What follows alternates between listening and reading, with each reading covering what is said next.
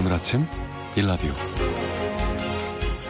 안녕하십니까. 오늘 아침 일라디오 아나운서 오승원입니다. 요즘 자전거 타고 시원하게 달리기 좋은 계절인데요. 오늘은 유엔이 지정한 세계 자전거의 날이라고 합니다. 유엔이 자전거의 유익한 친환경성은 물론이고 신체 건강에 이로운 점이나 교통 문제 해소 등 다양한 장점과 가치를 알리기 위해 지정한 날인데요. 자전거는 오랜 세월 동안 지속 가능한 운송수단으로서 전 세계적으로 사랑을 받아왔죠. 우리나라도 레저와 운송사업, 자전거로 출퇴근까지 이용자가 늘면서 자전거 인구가 1300만 시대라고 합니다. 이렇게 이용 인구가 늘고 도로 사정이 복잡해지면서 세계 여러 나라들이 자전거 안전사고 예방 캠페인 등 다양한 행사를 연다고 합니다. 우리도 2022년 기준 국가통계 포털을 보면 자전거 교통사고가 5,393건, 부상자 6,000명에 육박하고요. 사망자는 91명에 이를 정도로 높은 수치를 보이고 있는데요. 도로에서 자동차들이 자전거 이용자들의 안전을 위협하지 않도록 주의하고 배려하는 게 가장 중요하겠고요. 자전거 이용자들 역시 보행자들을 위협하고 자동차 운전자들을 놀라게 하는 경우 많은 것 같습니다. 모쪼록 서로의 안전이 최우선될 수 있도록 기본적인 질서와 에티켓을 지켜나가고요. 안전장비도 반드시 갖추고 타면 좋겠습니다. 6월 3일 월요일 오늘 아침 일라디오 출발합니다.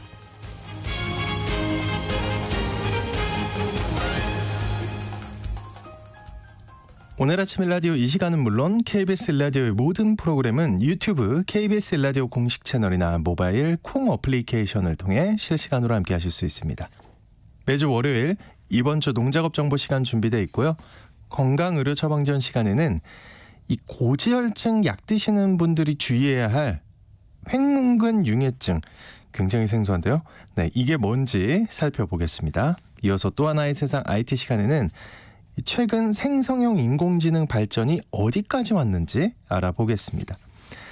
자, 청취자 여러분들 참여하실 수 있는 퀴즈 드릴게요. 지난 1분기에 이걸 구매한 가구가 10집 중 1집, 또 이걸 구매하는데 한 달에 평균 7,300원을 지출한 것으로 분석됐습니다. 최근 5년간 가장 구매 비중이 컸다는 통계청 분석인데요.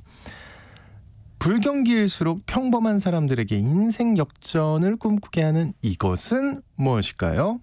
네, 지난주에도 꽝 되신 분들 힘내시고요. 월요일이 아주 살만한 거 아시죠? 월요일에 사야 희망을 갖게 됩니다. 평일에 희망을. 네, 판매 수익은 소외계층 지원 사업에 잘 쓰이고 있으니까 가끔은 우리 꿈꿀 수 있지 않겠습니까? 참고로 로또는 이것의 한 종류입니다. 네, 로또는 이것의 한 종류. 자, 추첨을 통해 농촌진흥청에서 제공하는 웰빙 혼합 잡곡 세트를 한 분께 향긋한 커피를 드실 수 있는 모바일 커피 쿠폰을 4분께 드리겠습니다. 방송에 참여하실 분들은요, 단문 50원, 장문 100원이 드는 유료 문자 샵 9730으로 보내주시기 바랍니다. 유익한 정보와 살아있는 이야기가 있습니다. KBS 오늘 아침 일라디오.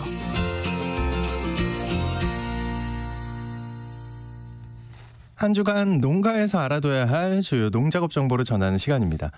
세계적으로 희귀한 버섯인 모렐버섯이라는 게 있다는데요. 전 처음 듣는데요. 이 모렐버섯의 인공 재배 기술을 국내 최초로 개발해서 소비자와 농가에서 많은 관심을 갖고 있다고 합니다. 이 소식과 함께 이번 주 해야 할 주요 농작업 정보도 알아보겠습니다. 농촌진흥청 대변인실의 정병진 농촌지도관님 전화 연결돼 있습니다. 안녕하십니까? 네, 안녕하세요. 모렐버섯이라는 게 전 굉장히 생소한데요. 이게 아주 프랑스와 이탈리아에서는 고급 식재료로 인기가 많다고요. 네, 국내에서는 독특한 모양으로 곰보버섯이라고도 알려져 있는 버섯으로 고급 식재료로 이용하거나 초콜릿 주류 등에 폭넓게 쓰이는 버섯입니다. 유기계름을 많이 함유해서 신장허약이나 성기능쇠약, 위염, 소화불량, 식욕부진 개선 등에도 효과가 있다고 합니다. 네, 이 국내에서 처음으로 인공재배에 성공했다고 하는데 그럼 다른 나라에서는 이미 인공재배를 하고 있었나요? 네, 맞습니다. 2000년 이후 중국에서 처음 인공재배에 성공했는데요. 네. 하지만 생산량이 소비 증가량보다 부족해서 건조한 버섯 1kg당 가격이 50만 원을 호가하는 고급 버섯입니다. 우리나라는 현재 야생에서 채취를 하거나 중국에서 전량 수입해 식재료로 이용하고 있는 상황입니다.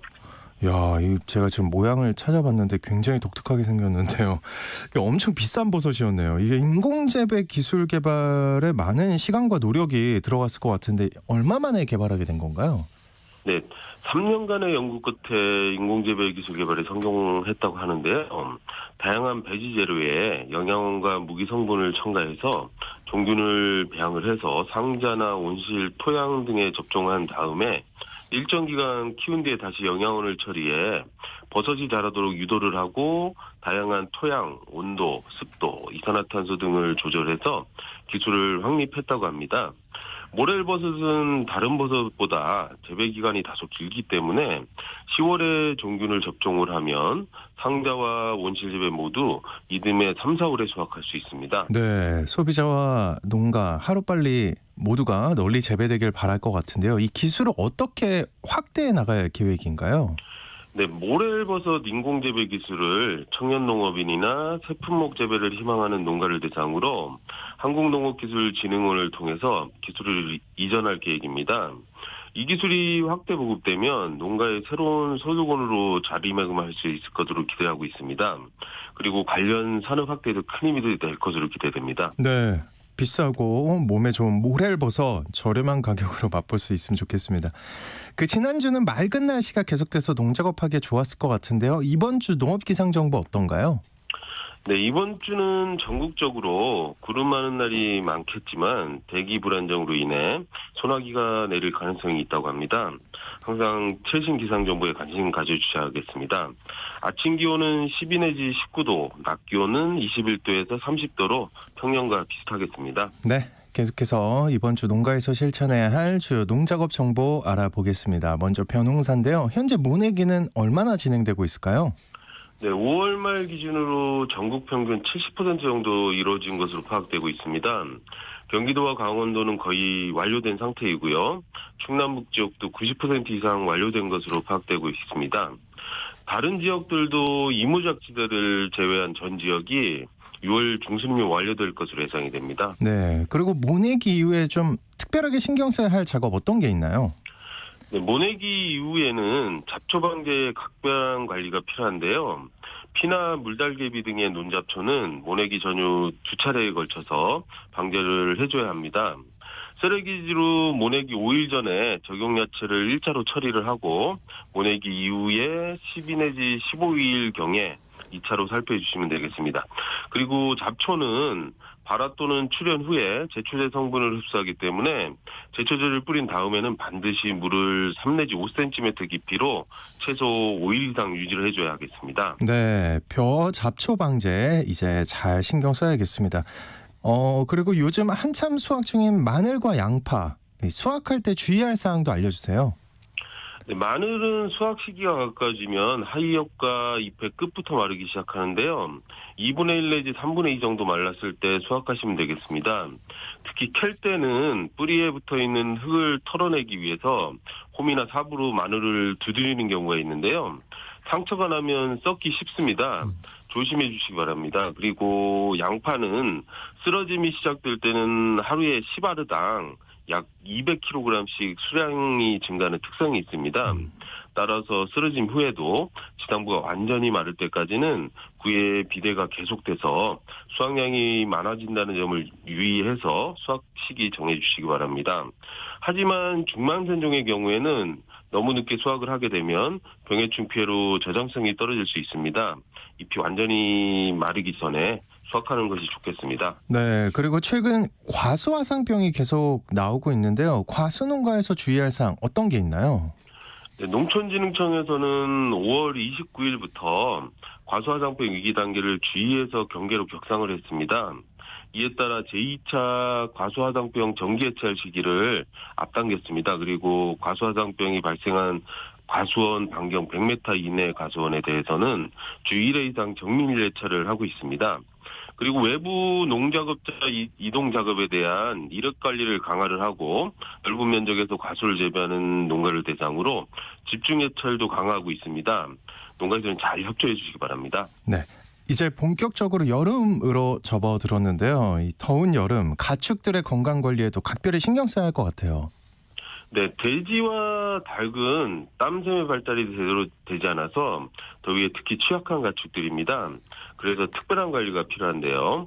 돼지의 경우 사료 섭취량이 감소하고 소화 흡수 능력도 떨어질 수 있기 때문에 사료의 영양 수준을 조절을 해서 급여해 주시고요. 항상 신선한 사료와 물을 급여해 주셔야 하겠습니다. 그리고 닭은 체내 대사작용이 빠르기 때문에 섭취한 사료의 약 70%가 열로 발산돼서 계산회의 온도가 높아질 수 있습니다. 사용 밀도를 10 내지 20% 정도 줄이고요. 열과 습기 조절을 위한 적절한 환기 장치를 설치해 주셔야 하겠습니다. 네. 더운 여름 돼지와 닭 더위 관리 잘 해야겠습니다. 이번 주 농작업 정보 잘 들었습니다. 농촌진흥청 대변인실의 정병진 농촌지도관과 함께했습니다. 오늘 말씀 고맙습니다. 네, 감사합니다.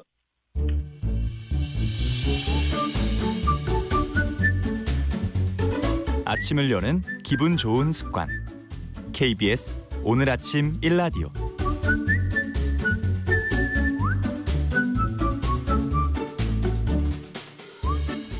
의료 서비스와 질병에 대한 다양한 이슈와 정보 살펴봅니다. 약이 되는 건강의료 처방전 시간. 오늘은 고지혈증과 횡문근 융해증에 관한 얘기 나눠보겠습니다. 박한슬 약사님 나와주셨습니다. 어서 오십시오. 안녕하십니까? 제가 참 여러 가지 그 발음 그 단어를 접하는데 직업적으로요. 이 굉장히 어렵네요. 횡문근 융해증. 이름 자체도 어려운 것 같은데요. 이거 어떤 질병인가요? 네, 아마 많은 분들이 정말 생소하게 들으셨을 것 같은데요. 네. 이거 한번 다뤄야지라는 생각을 좀 했었는데 이게 최근에 군에서 좀 불행한 사건이 하나 있었죠. 그 훌륭한테 너무 과도한 그런 군기 훈련. 그래서 이제 보통 얼차려라고 하는 그런 네네. 걸 받다가 이제 이분이 이제 아프다고 호소를 하는데도 막 좀 안 들어준 결국은 거죠. 네, 호송이 예. 안 돼서 사망하신 일이 있었는데 제가 뉴스 기사 이런 걸 보다 보니까 댓글에 원래 좀 아프던 사람 아니냐, 횡문근 융해증으로 사망한 거면 뭐 지병 아니냐 이렇게 생각을 하시더라고요. 생소한 질병이라서.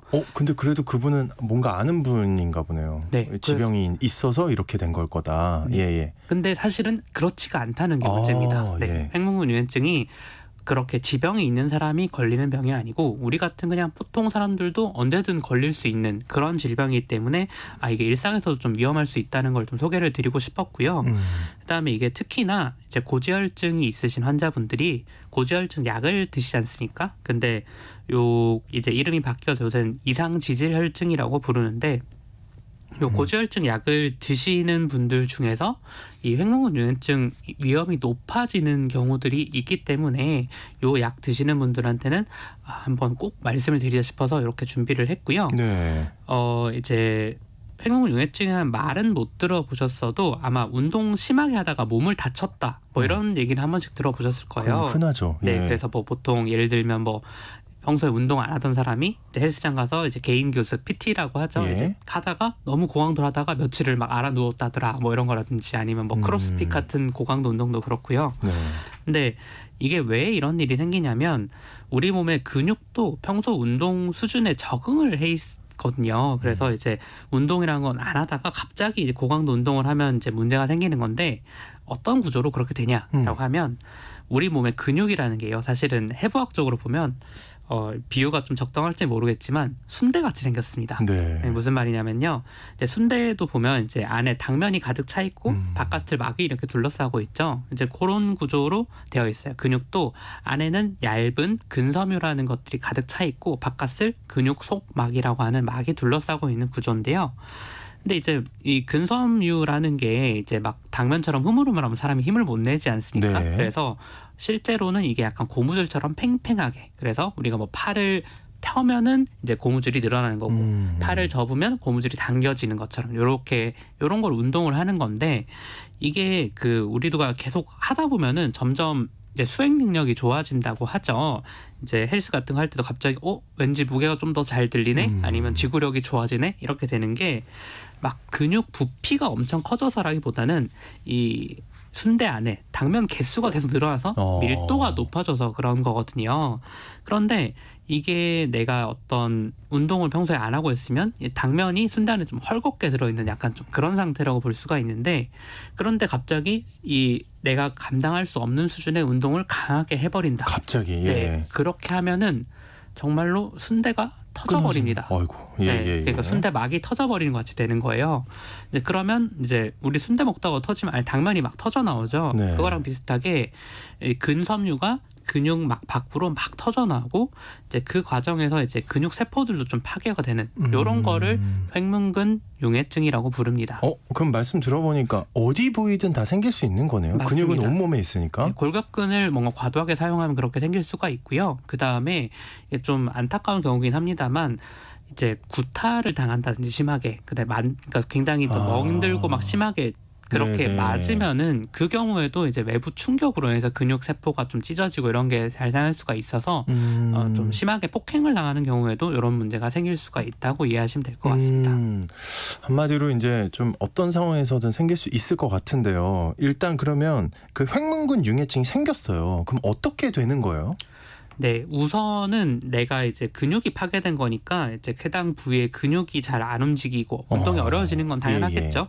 근데 이거는 이제 사실 며칠 좀 쉬면 낫고 또 한동안 좀 기간이 지나면 재생도 됩니다. 당연히 우리 몸이 재생을 할 수 있게 되어 있으니까. 그래서 보통 헬스 같은 거 할 때도 막 너무 아파 하는데 이제 사실은 그렇게 근육이 미세 파열이 조금씩 되고 다시 회복되면서 근육 성장이 된다고 하잖아요. 이제 그런 것처럼 재생은 되는데 이제 횡문근 융해증이 생길 정도로 되면 어떻게 되냐면 이 원래는 막 안에서 재생되고 뭐 이렇게 돼야 될 것들이 터지면서 바깥으로 나가버리니까 이 근육 세포 안에 있는 다양한 단백질들이 혈액을 너무 이렇게 떠돌아다니게 되는 겁니다. 이제 그러면 어떻게 되냐면 이게 정말로 그 콩팥을 막아버릴 수가 있거든요. 그러면 잘못하면 정말 사망에 이를 수도 있는 거예요. 그래서 왜 그럼 콩팥을 막는 게 사망까지 이를 수가 있냐라고 하면 보통 우리가 콩팥이 하는 역할을 막 소변 만드는 곳 아니냐, 그냥 오줌 만드는 곳 아니냐 이렇게 생각을 하시는데 이게 사실은 혈액에 있는 노폐물을 한번 걸러서 내보내는 그 역할을 하고 그 과정에서 부가적으로 소변이 생기는 거예요. 그러니까 소변을 만드는 기관이 아니고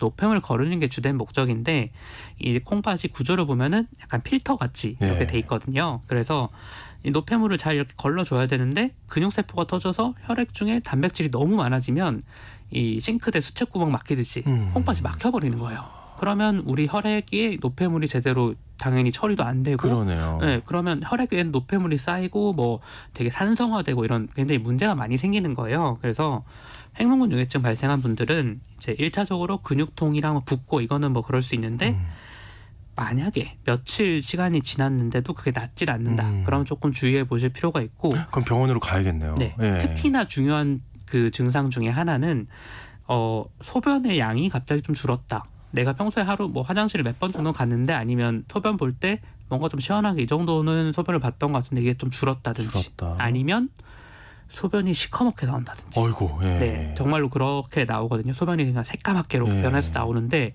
이런 증상이 생겼다고 하면은 뭐 잘못 먹었나 이렇게 생각할 게 아니고 즉시 응급실을 가셔서 그런 내가 운동을 이런 것들을 했었고 이런 증상이 있었고 소변이 검게 나왔다라고 하면은 응급실 가면 선생님이 바로 처치를 해주실 거예요. 근데 이걸 너무 안 하고 방치했다가는 정말 이제 저번에 아까 다뤘던 훈련병분처럼 이렇게 불운한 사망을 맞이할 수도 있고 이제 정말 투석이나 이런 것까지 해야 될 정도로 신장이 망가질 수도 있기 때문에 그런 부분은 꼭 주의를 해줘야 됩니다. 근데 이제 횡문근 융해증이 운동을 열심히 하거나 뭐 갑작스러운 외부 충격이 생길 수 있다고 했잖아요. 근데 그게 뭐라 그래야 될까요? 예를 들어 나라는 사람이 제가 오랜만에 운동을 하는데 진짜 세게 한 거예요, 운동을. 근데 뭔가 상태가 안 좋은 것 같아요. 근데 그 느낌은 사실 누구나 느낄 수 있잖아요. 그러니까 제가 궁금한 건 그거예요. 약간 외부적으로랄까 뭔가 멍든 것처럼 보이거나 이런 게 그러니까 우리가 눈으로 확인할 수 있는 게 뭐가 있나요? 혹시? 횡문근 융해증이 생겼을 때 이걸 외부에서 눈으로 확인할 방법은 없어요. 그래서 대신에 이제 횡문근 융해증이 많이 발생할 수 있는 조건 같은 것들은 좀 있습니다. 운동할 때도. 첫 번째는 너무 고온 상태에서 할 때. 고온이요? 그러니까 이제 너무 더운 상태? 곳에서 할 때는 예. 이제 우리가 대사를 너무 촉진돼서 이제 횡문근육증이 발생할 위험이 좀 더 있다라는 게 하나고, 두 번째는 이게 단시간에 고강도 운동을 막 하는 것도 그런 위험을 높일 수가 있지만요. 저강도 운동으로 해도 너무 오랜 시간 동안 계속하면 그것도 횡문근육증을 유발할 수가 있습니다. 그래서 만약에 내가 단기적으로 뭐 헬스를 한다라고 했을 때 그 뭐 되게 무거운 무게를 한 3번 들었다 놨다 이런 걸 했다라고 하면은 엄청 힘들고 피곤하죠. 그런 느낌은 드는데 이거를 뭐 나는 뭐 이거를 한 40번씩 해야 돼. 무조건 들 수 있다. 이 무게 할 수 있다. 이렇게 해서 막 반복을 하는 경우. 이런 경우에 몸에 열도 나면서 굉장히 이렇게 되니까 좀 그런 위험이 있고요. 저강도 운동도 이제 부동자에서 계속 오래 있는, 예를 들면 뭐 아까 얼차려 얘기를 드렸으니까 뭐 투명 의자 같은 거 계속 지키고 있다든지 이런 거를 계속하면은 그런 것도 이제 그 근섬유가 고무줄 같다고 말씀을 드렸잖아요. 이게 쭉 늘어난 상태를 너무 오래 유지하면은 끊어질 위험이 있는 거죠. 그런 경우들을 좀 주의하시고, 수분 섭취가 너무 부족해도 그럴 수가 있습니다. 네. 아이고 까다롭네. 네, 그러니까 너무 이제 정말 몸에 열이 막 이렇게 오를 정도로 과하게 하지 않으면 그런 위험은 좀 적다. 평소에 운동하시던 분들은 이렇게 이해하시면 될 것 같아요. 예. 참 어렵네요. 또 이렇게 열심히 해야만 운동했다고 느끼는 분들도 많기 때문에 어쨌든 새로 운동 시작하시는 분들은 꼭 유념해 주셔야 할 것 같고요. 근데 아까 고지혈증 약이랑 관련이 있다고 하셨어요. 이 고지혈증 약을 먹으면 혹시 이런 증상이 좀 빨리 생기나요? 어떻게 되는 건가요? 네, 요걸 먼저 설명을 드리면 좋을 것 같은데요. 이제 콜레스테롤이 많다 이러면 이제 고지혈증이라고 보통 기억을 하시죠. 근데 이 콜레스테롤 나쁜 거야 이건 아시는데 왜 나쁜지는 잘 모르시는 경우가 잘 모르죠. 네.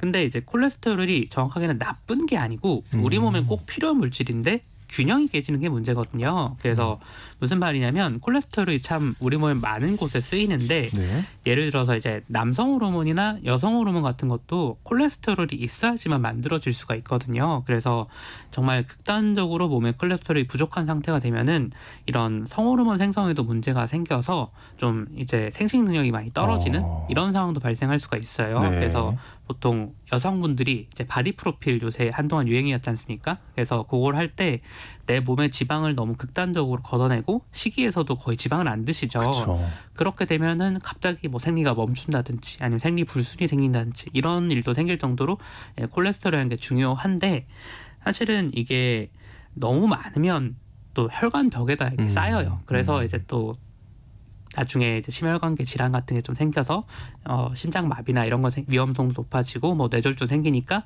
적정 수준을 유지하는 게 중요하다라는 건데, 이 고지혈증 환자분들은 이미 적정 수준보다 많은 거니까 이 고지혈증 약을 먹어서 이걸 좀 낮춰주는 역할을 하는 거죠. 근데 이 콜레스테롤이 단순히 뭐 호르몬 만드는 데만 쓰이는 게 아니라 근육 쪽에도 영향을 미친다는 게 문제입니다. 그래서 좀 더 설명을 드려보면은 운동하시는 분들이 프로틴이나 단백질을 많이 챙겨 드시죠. 엄청 먹죠. 뭐 단백질 쉐이크 이런 거 특히 많이 먹고. 그래서 저도 한번 먹어봤는데 진짜 맛이 없더라고요. 그래, 맛있는 게 있습니다.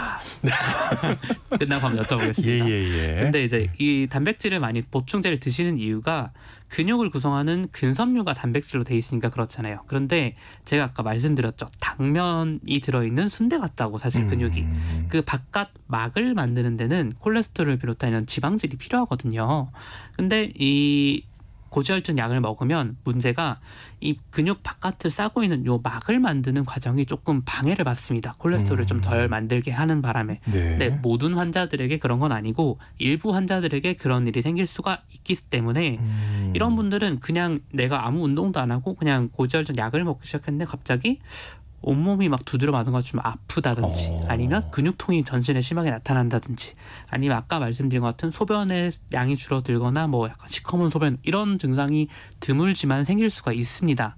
그래서 만약에 내가 고지혈증 약을 먹기 시작했는데 좀 이런 뭔가 몸이 안 좋고 이런 증상이 생긴다면은 꼭 이제 병원 방문하셔가지고 선생님 제가 약 먹기 시작해서 이런 증상이 있던데 어떡하냐라고 하면은 다른 종류의 고지혈증 약도 있거든요. 이제 그런 식으로 약을 바꿀 수도 있으니까 만약에 그런 약 드시는 분들은 이 횡문근육증의 증상과 유사한 것들이 발생하는지를 꼭 모니터링을 해주셔야 됩니다.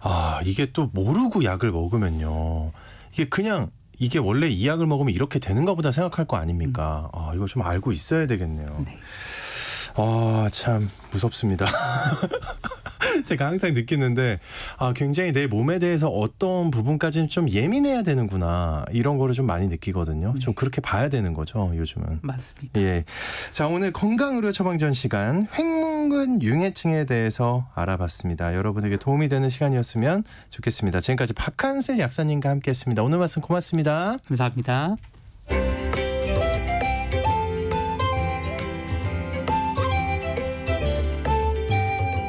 상쾌한 하루의 시작. KBS 오늘 아침 1라디오. 우리가 반드시 알아야 할 또 하나의 세상 IT 시간입니다. 오늘은 이 생성형 인공지능 최근에 또 얼마나 발전하고 있는지 살펴보겠습니다. 히든브레인 연구소의 송태민 소장님 나와주셨습니다. 어서 오십시오. 네, 안녕하세요. 야, 이제 뭐 여기저기서 인공지능인데 네네. 사실 모든 분야라고 해도 될 것 같아요. 맞습니다. 근데 요즘 어떤 거를 좀 주목해서 봐야 되나요? 일단은 뭐 TV든 스마트폰이든 뭐든 이제 인공지능이 안 들어가는 게 없잖아요. 예전에 제가 뭐 냉장고도 얘기했었고, 맞아요. 뭐가 있었어요. 세탁기도 있었고, 그냥 다 있었어요. 네, 다 있었어요. 예, 예. 근데 이제 최근에는 또 예술에 관련된 것들도 굉장히 많은 것 같아요. 예술이요? 네, 뭐 영화라든지 뭐 그림, 노래 전부 다 또 들어가 있죠. 근데 이런 것까지는 그래 뭐 인공지능이 그림도 잘 그린다고 했었는데라고 얘기를 많이 들었잖아요. 근데 최근에는 더 이제 놀라운 것들이 좀 있어요. 네. 네, 가장 주목받고 있는 거는 바로 사람의 마음을 읽는다. 인공지능이요? 네, 사람이 마음을 읽는다라는 내가 부분들이 어떤 좀 걸 입력하지 않아도 네. 어떻게 알지? 네. 예. 그러니까 제가 이때까지 했던 말들이라든지 혹은 제 표정을 갖고서 혹은 행동을 갖고서 이 사람이 지금 초조하다, 아니다, 어떻다라는 거를 알아낼 수도 있다는 거죠. 알아낼 것 같네요. 네, 말씀 그럴 것 같아요. 들어보니까. 특히나 이제 이전에 이제 글쓰기 같은 경우도 사실 챗GPT가 나오면서 이제 글을 잘 쓴다라고 생각을 했지만은 몇 달이 지나고 나니까 느꼈던 거는 챗GPT 아마 글 써보셨죠. 네. 글 쓴 걸 보면은 뭐 했던 내용 또 한 것 같은 이런 느낌이 드는데 뭔가 요즘 되게 또 어설펐죠. 맞아요. 네. 근데 지금은 또 이 챗GPT 말고 클로드라는 다른 서비스가 또 나왔거든요. 그거는 정말 사람이 쓴 것 같은 그래요? 네 그런 느낌을 주기 때문에 아예 이제 인공지능 썼다라는 거를 티가 안 납니다. 네. 이거 이렇게 말씀하니까 또 궁금한데 왜냐하면 제가 챗 GPT를 조금 써보고 네. 안심했거든요. 속으로 그랬어요. 네네. 아직 멀었구만. 이랬는데 그 수준이 아니라는 거잖아요. 네, 지금. 맞습니다. 이야. 어쨌든 사람의 마음까지 이해하는 수준이다. 뭐 카메라를 써서 내 표정이나 이런 거를 지금까지 누적된 데이터를 통해서 네네. 볼 거고 또 내가 말하는 거를 들을 거고. 맞아요. 그렇죠? 그리고 내가 글 썼던 거 아니면 단어를 검색했던 걸로 뭔가 파악을 한다는 거잖아요. 네, 맞죠? 맞습니다. 이런 패턴이겠죠. 네, 일단은 뭐 대화형 인공지능으로 제가 한번 설명을 해볼게요. 네. 보통 토큰이라는 단어를 써요. 토큰이요? 네, 토큰은 하나의 데이터 용량이라고 보시면 될 것 같은데 챗GPT 같은 경우는 뭐 A4 분량 한 15페이지에서 20장 정도 내용을 기억을 해요. 그래서 제가 이제 채팅창에서 남겼던 것들을 기억을 하기 때문에 이걸 기반으로 해서 설명을 해주게 되겠죠. 근데 15장 정도면은 뭐 그렇게 많은 양은 아닌 거예요. 아, 그래요? 네. 그런데 제가 좀 전에 얘기했던 클로드라는 이 서비스는 A4를 약 200페이지 정도 기억을 합니다. 근데 굉장히 많이 기억하죠. 예. 근데 또 최근에 발표된 게 있는데 구글에서 바드라는 또 대화형 바드. 네, 챗GPT 같은 이런 대화형 인공지능이 있어요.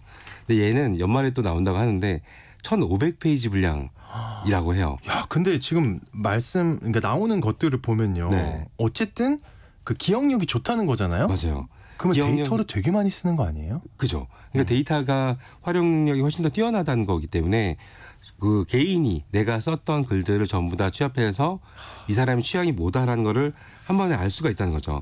그래서 이제 GPT-4라든지 최근에 나오는 것들은 이제 사람의 행동을 예측하는 이른바 이제 마음 이론 테스트라는 게 있어요. 마음 이론 테스트. 네. 예. 그래, 마음 이론 테스트를 이제 인간 수준의 점수를 받았다라고 하더라고요. 최근에 나온 것들이. 마음 이론 테스트가 그런 거예요. 네. 예. 야, 이게 그러면 실제로 높은 점수를 받은 이유는 결국에는 네. 데이터 처리 능력이 높아서라고 봐도 되는 거네요. 그죠. 그 데이터 처리 능력도 높고 그다음에 많은 데이터들을 학습했기 때문에 그랬다라고도 얘기를 할 수가 있는데 근데 제가 이제 그 기사를 많이 찾아보다 보니까 이 마음 이론 테스트를 했던 이제 교수님들이 계실 거잖아요. 근데 이걸 통과한 이유에 대해서는 명확한 이유를 모르겠다. 예? 무슨 말이에요? 그게? 네. 왜냐하면 이 방대한 양의 데이터를 학습하다 보니까 자연스럽게 그냥 합격을 했나라고 생각을 했는데 마치 인간 행동의 패턴을 모방하는 능력이 저절로 생긴 것 같다. 그래서 잠깐만요. 약간 이런 영화의 터미네이터 같은. 그러니까요. 이게 점점 발전한다는 거 아닙니까 지금 내가 뭐라고 안 했는데. 맞아요. 인공지능이 스스로 학습을 하는 능력이 생기는 거죠. 그래서 인간을 이제 모방한다라는 부분까지도 얘기를 할 수 있을 것 같아요. 이야 정말 무섭습니다. 근데 한편으로는요. 네네. 그러면 이렇게 인공지능이 정말로 사람의 마음을 이해한다고 가정을 하면 이거 어디에다 활용되는 거예요? 일단 뭐 좋은 부분들도 꽤 있을 것 같아요. 일단은 사람의 마음을 읽을 수 있다라고 하면은 일단은 의료 및 돌봄 서비스 로봇 이쪽에서는 쓸 수가 있겠죠. 예를 들어서 현재도 병원이나 요양원 같은 데서 환자 이제 침대 옮길 때 로봇 팔이라든지 로봇 다리를 많이 이용하거든요. 네. 근데 이게 단순하게 어디서 끝나는 게 아니라 이게 한마디로 물리적 도움에서 끝나는 게 아니라 환자의 마음 상태까지 알아낼 수가 있기 때문에 이걸 환자 개개인마다 기분과 상황을 이해해서 그에 맞는 또 친절하고 세밀한 이런 대화 서비스 같은 경우도 줄 수 있지 않을까라고 생각이 좀 들기도 합니다. 저는 저번 주인가요? 친구랑 그냥 대화를 하다가 네. 인공지능 얘기를 우리가 우연히 했는데요. 네네. 그 얘기를 했어요. 그 영화의 허처럼 정말로 이제는 사람들이 실제 연애를 안 하고 네. 인공지능과 그렇게 그냥 친구처럼 연인처럼 지낼 수 있는 거 아니냐. 이제 얼마 안 남지 않았을까. 이게 올해 말에 아마 나올 거예요. 아 그래요? 네. 최근에 사실 챗GPT 회사에서 챗GPT 4.5라는 제품이 또 새롭게 선보였거든요. 선보였는데 뭐 거기서 말로 대화하는 게 있어요. 말씀 주신 것처럼 영화 허처럼 정말 자연스럽게 대화를 하더라고요. 예. 근데 아직 그 서비스는 아직 안 나왔고 연말에 이제 대화형 서비스가 나올 예정인데 정말 사람처럼 막 옆에서 막 웃어주고 막 슬픔도 같이 나눠주고 이런 역할을 내가 하기 때문에 목소리 좋아하는 목소리를 이렇게 세팅을 해놓으면 그렇죠. 네네. 영화가 딱 그런 거였잖아요. 네. 야 이게 진짜 이제 현실로 이제 얼마 안 남았네요. 이런 것들이. 맞습니다.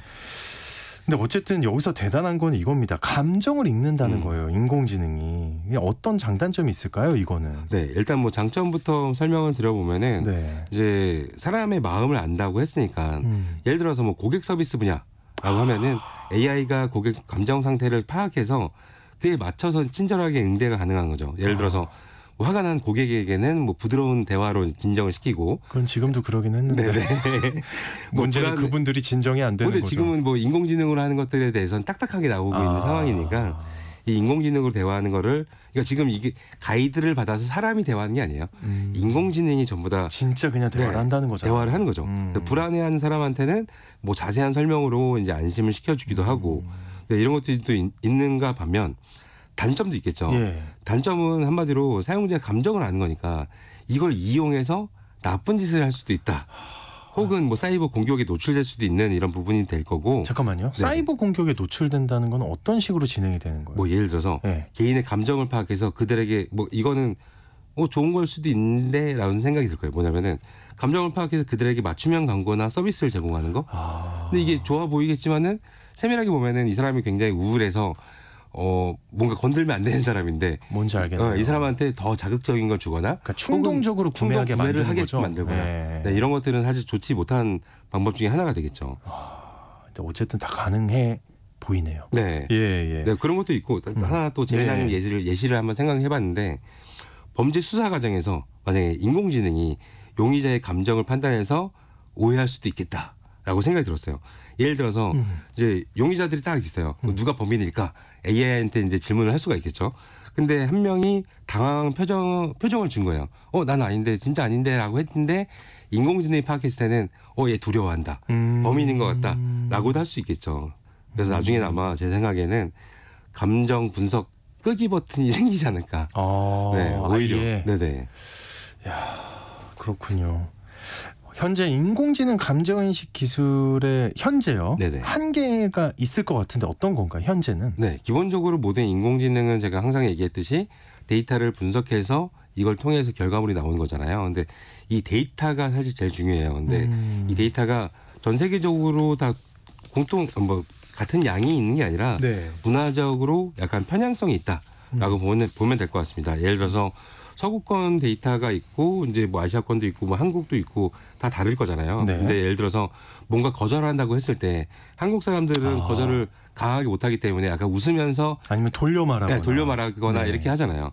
근데 이게 서양권의 데이터가 훨씬 더 많다 보니까 이 사람이 지금 좋아서 부끄러워서 이러구나 라고 잘못된 판단을 할 수도 있는 거죠. 가능하네요. 네. 네. 그래서 이런 데이터에 대해서 편향성이 있다라고 분명히 있을 것 같고 그다음에 이런 부분이 아니더라도 사람마다 감정을 표출하는 방식에는 표현 패턴은 다 다르잖아요. 그렇죠. 조금씩 다 네. 다르죠. 근데 그 다 다른 거를 어떻게 또 다 인식시키고 그다음에 뭐 분석을 시킬 것인가 이런 부분이 아직까지 좀 어렵다라고 보면 될 것 같습니다. 근데 하지만 네.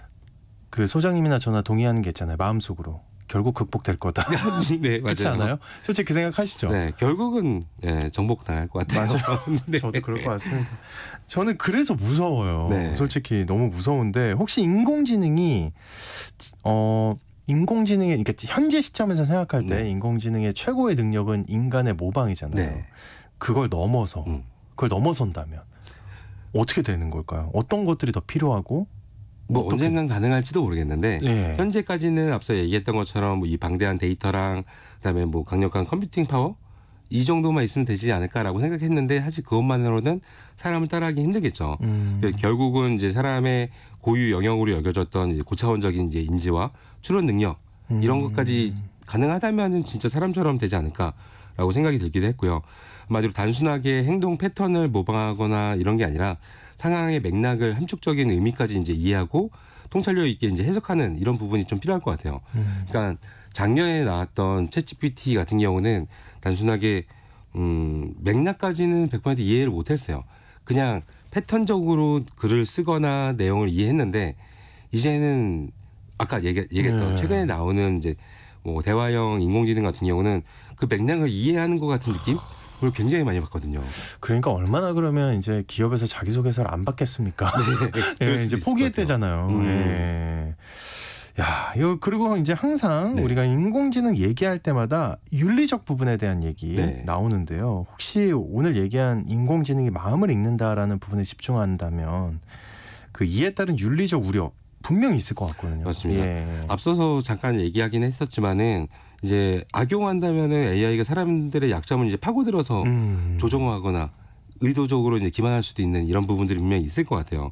특히나 이제 광고 쪽이 사실 제일 많이 이용할 것 같아요. 그럴 것 그래서 같네요. 예. 대중을 뭐 현혹시키는 여론을 만들 때도 이제 쓸 수 있을 것 같기도 하고, 그다음에 이제 인공지능 시스템이 만약에 회사에서 쓰인다.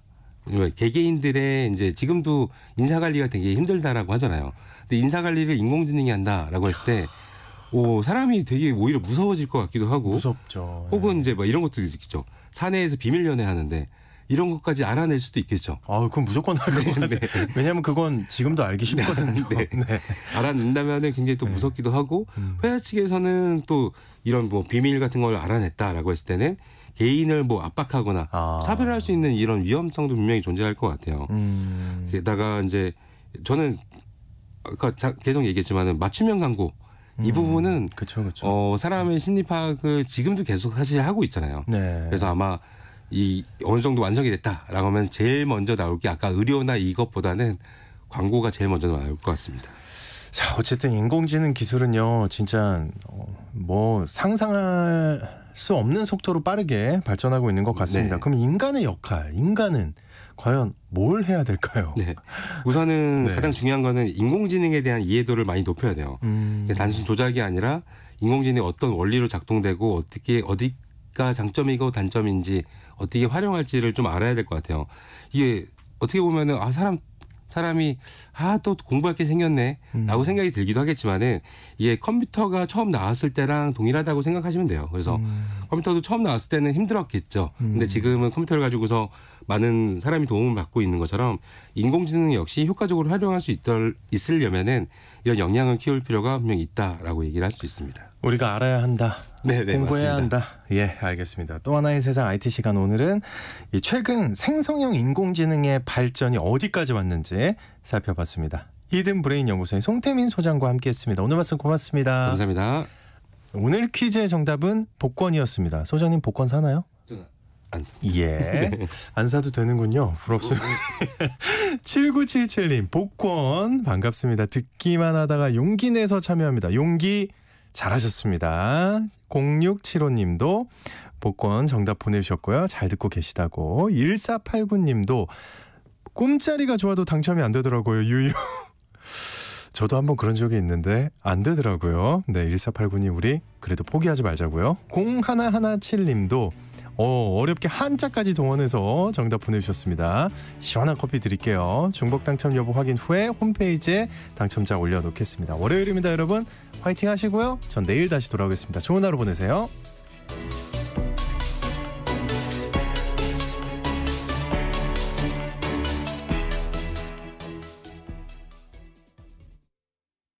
(1년에) 한 번 이상 농지를 경운하고 용배수로를 정비하여 농지의 기능 유지에 최선을 다하는 우리의 청년들, 영농이 불가능한 폐경지를 제외하고 직불금을 신청하는 우리의